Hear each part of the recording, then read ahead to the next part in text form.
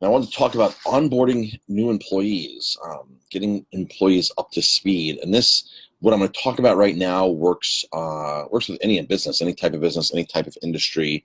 This is some basic stuff. I adopted this from a very well-known book. I adopted this from one of the most popular books in the world. And so this is what we do at my restaurant when we onboard new people. And this is sort of like the very first. It's not okay. So when you have a new employee come on board, there are so many things that need to be done to bring that employee up to speed. And like I've worked at places where you do 3-4 days of orientation. You're actually in a conference room for 3 or 4 days. And this is before you're really allowed to get into work and do things. And the Broadmoor did this in Colorado Springs. They literally did an orientation. When you have 3,000 employees, you have an orientation every single week, and somebody's just dedicated to doing that, going over the history of the property and proper etiquette and their house rules and things like that. But a lot of us don't have that type of budget to have somebody on staff dedicated to onboarding and sitting somebody down, new employees, and going over everything with them for 3-4 days or 2 days or even 1 day. But there are a lot of ways that you can now take advantage with the digital age, with technology, to onboard people. We do a lot of Zoom conferencing. We have recorded calls. We have a blog. We have a YouTube channel.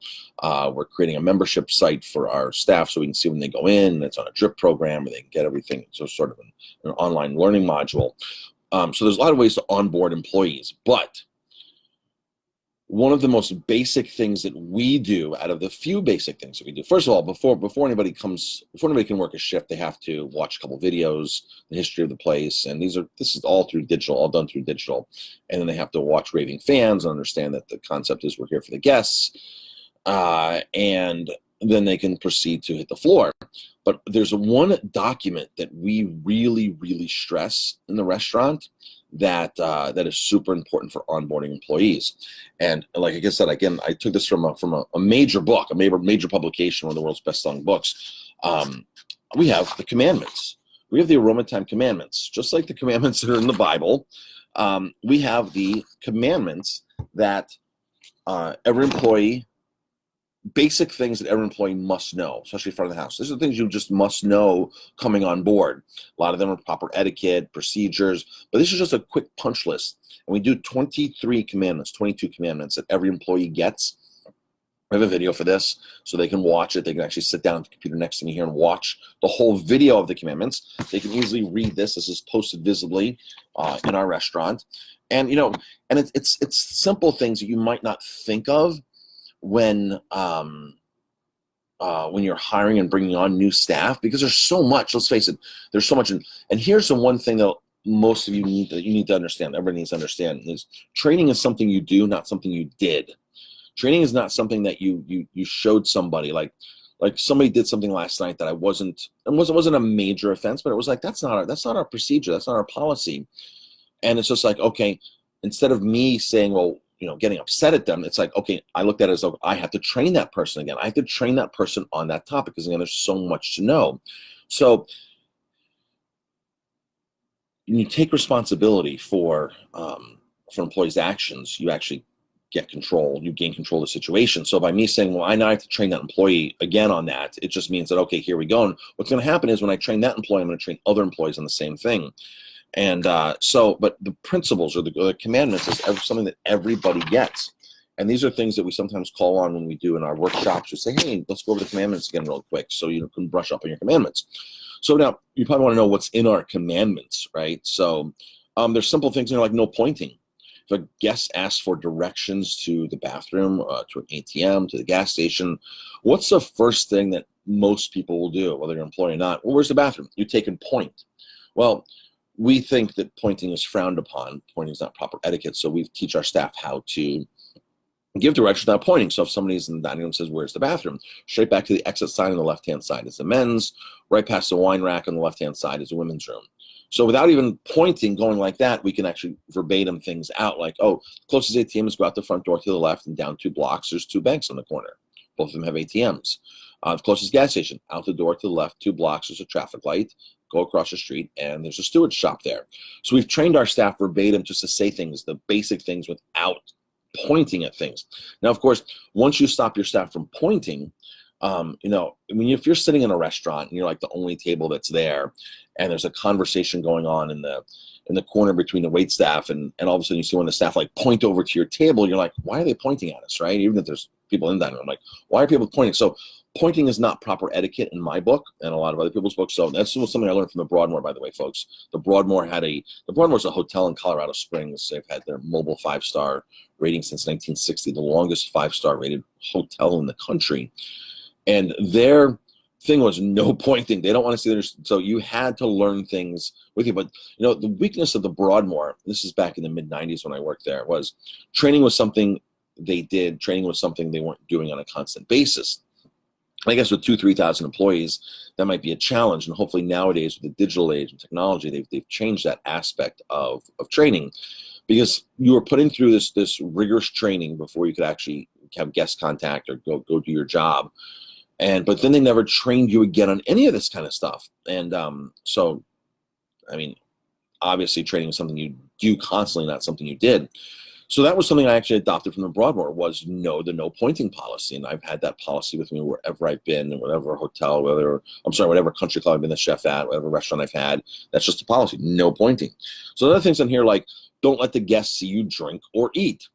Sometimes a lot of wait staff in places will grab, a glass of water, or they'll be behind the bar and they'll be drinking away. And that's not proper etiquette as well, to see wait staff consuming beverage and food. Not saying that they can't do it. There's a proper place and a time to do that, but not saying that they can't. But they should not be out behind the bar just guzzling water in front of staff, or walking through the dining room with a glass of water with a straw, drinking it as they're walking through.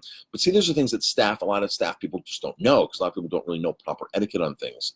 So these are things that we reinforce. We call them our 23 or 22 commandments of aroma time, and this is something that everybody gets. And of course, I adopt this because this is basic stuff that you need to go over. These are basic principles. So the commandments are part of our onboarding program. I think every single establishment, every type of business should have their list of the most important points that should be called your commandments. Now, this is different than a mission statement. This is different than policies and procedures. This is different than your cell phone policy.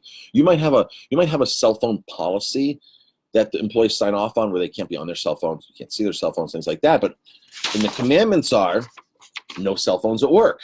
All right, no cell phones at work are in the commandments, and then there's a separate policy for it.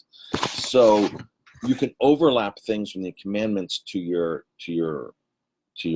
staff manual or to policies. And we're really big on making sure things are written down and spelled out for employees. Because what does it mean, no cell phones? Well, here's what it means. What does it mean when we say no drinking and eating? Well, here's the time that you can drink and eat. Here's where you can keep a glass of water and drink water during your shift. So commandments, super important. 23 commandments. We hang these up. Every employee gets them. Every employee goes over them. There's a video. We have a video on it. I think it's like almost like a 15-minute video that I made on these commandments, just explaining. 20 minutes. It's actually 20 minutes. And so we can sit an employee down right here next to me on the big computer, and they can watch me explain in depth each commandment. So onboarding super important. Training is important. And I find that, that most people, I was just in a situation with a client where they brought on a new employee. They brought on 3 new employees at the same time. And one of the employees weren't really jiving with each other. And it was just, I equate it to part of the onboarding process. They weren't all properly brought in right. And one person ended up leaving because they were frustrated. And this happened like within two weeks of bringing all 3 of them in. And, that could have all been avoided through a better onboarding or through an onboarding program. And it's frustrating when I see employers say, well, this person isn't working out. I'm like, well, you're not working out for that employee because you really haven't done your due diligence. You haven't given them a fair crack. You just put them in there on their own and expected them to perform. And then we're not performing to your level. Then all of a sudden it's a whole nother story of this employee can't handle this employee can't do that employee. I just brought back an employee at my restaurant who worked with me last year. And he came back and he's in the kitchen, and I had him come in and train. He worked 2 full days. Then I said, you're working the night shift, so you're going to have to be closing. So I want you to come in later that day and train with somebody who's been doing this for years. And he goes, I remember how to do it. And I said, no, I'm sure you remember how to do it, but I want to make sure you know how to do it. I want to make sure you're set up for success. I don't want to come in the kitchen in the morning and find things that aren't done. So come in and train with him. It's paid training. Come in and train and make sure that you understand the whole concept and that you brush up on it. Because again, this trainings, and he had done this several times. He'd known how to do this, but I wanted to make sure, because it's been a year since he's done it, that, hey, you know how to do it. So onboarding is super important. I think that people can cut their losses, their employee turnover, if they have a great onboarding program and continued training, and just continued communication with your staff. So super important. All right, I got to get out of here. It's 6:41 a.m. On Tuesday, and I have a bunch of things to do. Everybody, thank you for tuning in. I appreciate it. Saw a lot of people on. Marbella's is on. Ed Bordy. Hey, Ed Bordy, how's it going? Ed's a coach, business coach out in, helps a lot of business owners out in New Jersey. Don's on, Ralph's on, Shirley, Michael in the wine world, Joe, fellow running friend. So everybody, thank you for tuning in. I appreciate it. There's a few more of you on there. If you watch this live, by the way, drop a comment, #live. If you're on the replay, #replay. If you think the commandments are a great idea in your business or any business, and businesses should have their list of most popular commandments for employee onboarding and continuing training, drop a comment, say yes, commandments. In fact, I got this idea like from the Bible. It's like going through, I went to Catholic school when I grew up until like fourth or fifth grade. And, and it was always, commandments, the commandments are always instilled. Here are the commandments, here are the 10 commandments, here are the 10 commandments. And I'm like, that's such great reinforcement. What if businesses had commandments for their employees, basic commandments? And that's how I adopted that. I said, this is just great. So everybody, thank you for tuning in. I appreciate it. And until next time, thank you.